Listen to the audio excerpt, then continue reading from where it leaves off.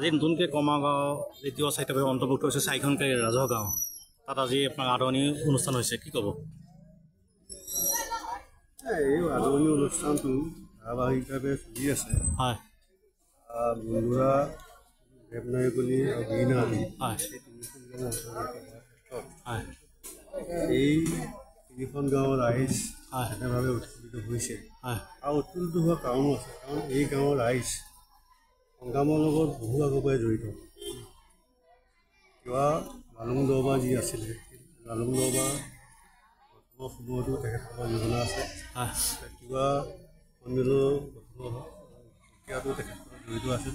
গতিকে তিৱা সংগ্ৰামৰ লগত তেখেতসকলে জড়িত হৈ আছে। কিবা কাৰণত ৯৫ চনত গঠিত হোৱা কিবা স্বায়ত্ব পৰিষদত তেখেতসকলে অন্তৰ্ভুক্ত নহ'ল। আজি ২৯ বছৰ পিছত অন্তৰ্ভুক্ত হোৱাৰ পিছত তেখেতসকলে যে সঁচাকৈ উৎফুল্লিত হোৱাটো স্বাভাৱিক, এই কথাটো আমিও অনুভৱ কৰিছোঁ।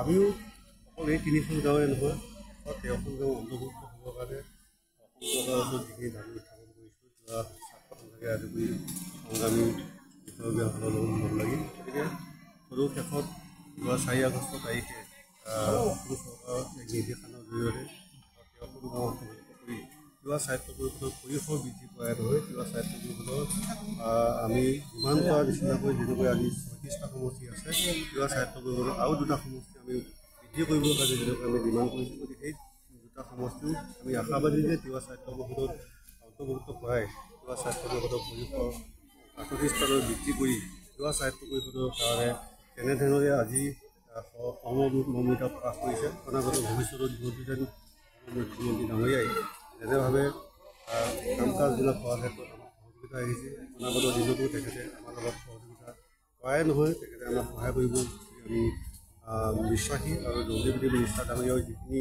তেখেতৰ কৰণীয়, সেইখিনি কৰণীয়খিনি সঠিক সময়ত তেখেতে কৰিছে বুলি আমি অনুভৱ কৰিছোঁ। আৰু যিখিনি জাতীয় সংগঠনে কৰা ডিমাণ্ড, জাতীয় সংগঠনে কৰা যিখিনি ডিমাণ্ড, সেই ডিমাণ্ডখিনি কম দিনৰ ভিতৰতে যেন তেখেতসকলে সমাধান কৰাৰ ক্ষেত্ৰত যেন ফলপ্ৰসূ তেখেতসকলে যেন পদক্ষেপ গ্ৰহণ কৰে, তাৰ কাৰণে কিবা স্বায়ত্ব পৰিষদৰ ফালৰ পৰা আহ্বান আছে।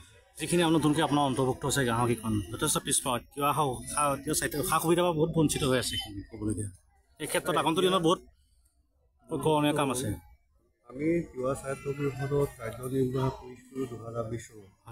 ২০ চনৰ পৰা কাৰ্যনিৰ্বাহ কৰাৰ পিছত আমি আমাৰ যিখিনি সমষ্টি অন্তৰ্ভুক্ত গাঁও, সেই সমষ্টি অন্তৰ্ভুক্ত গাঁওখিনিত অকল তিৱাই নহয়, অন্যান্য জনগোষ্ঠীৰ লোকসকলো আছে।